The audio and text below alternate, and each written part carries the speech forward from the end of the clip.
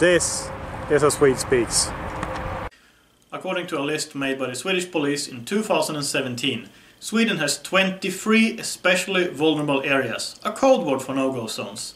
Now voices in Sweden have been raised to classify this list. Why? That's what we will address in this video. Before I get started, I want to thank all of my financial supporters. This is my day job. Without you, this channel would not be possible. So, as I said, the Swedish police made a list in 2017. On that list, there are 23 especially vulnerable areas, 6 risk areas and 32 vulnerable areas, altogether 61 areas in Sweden. These words are of course code words, or newspeak, for no-go zones. And now Swedish politicians want the list to be classified. One of the especially vulnerable areas is Gottsunda in Uppsala. Erik Pelling, chairman of the Municipal Executive Committee in Uppsala and a Social Democrat, says about Gottsunda ending up on that list, quote, "For us it was disastrous to end up on it. In a situation where we needed to get investments and were planning for the building of new tenant ownership housing, Gottsunda instead got a severely negative label," unquote. So his problem seems to be that Gottsunda gets a bad reputation. If he doesn't want that area to have that reputation, maybe he should think about stopping crime there. In Linköping, the area of Skäggetorp has the same label as Gottsunda, and Niklas Borg, member of the Moderate Coalition Party and chairman of the Municipal Executive Committee, says, quote, "The list demonizes the building of housing and creates insecurity in itself," unquote. Another one who is more upset about the list than about the actual problem, that Skäggetorp is a no-go zone.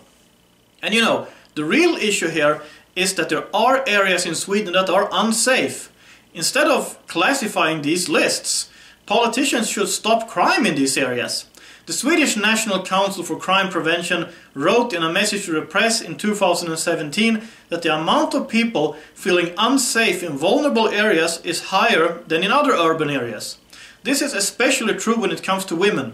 48% of women in these areas said in a survey that they are unsafe in the evenings in their own neighborhoods. In other urban areas, 30% of the women said that they are unsafe. 22% of men said that they are unsafe in their own neighborhoods in vulnerable areas, as compared to 9% in other urban areas. Why don't Erik Pelling and Niklas Borg address this instead? I'll tell you why.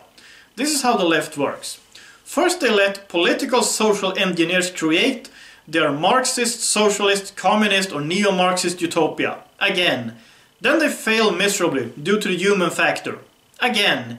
Then they want to classify everything that shows the failure of left-wing policies. Again.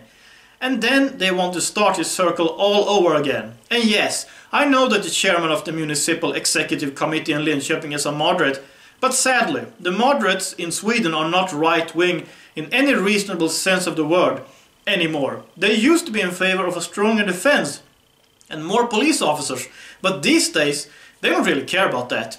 So yes, this is what leftism leads to. There is an exception though. Anna Tenje, chairwoman of the Municipal Executive Committee in Växjö and a moderate coalition party politician, says about the area of Araby ending up on the list, quote, "It was really good that we ended up on that list. It was like a sobering wake-up call from the police, that they finally acknowledged the problems that we had tried to draw attention to for a long time. The list gave us a focus to work more constructively and with the same goals," unquote. Pelling and Borg should listen to her. What's needed in Sweden is not just more police officers, but crime needs to be dealt with more efficiently. Do you remember how Rudy Giuliani brought crime down in New York City? I'm old enough to remember that.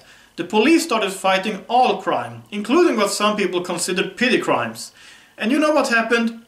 Crime went down tremendously, because criminals were being arrested and sentenced. And this also sent a signal to others that committing any crime was risky. I think the Swedish politicians and Swedish police should learn by that example. And that's what I have to say about this. So what do you think? Comment below, and if you like this video, I'd really appreciate any donations. Even $1 makes a difference. If everyone who watched this channel gave $1, it would transform this channel. Just take a look at the links below. But if you really can't financially support this channel, I would be very grateful if you would share a link to one of your favorite videos from this channel on your social media, because ad revenue also helps. Also, make sure to like, subscribe and hit the notification bell.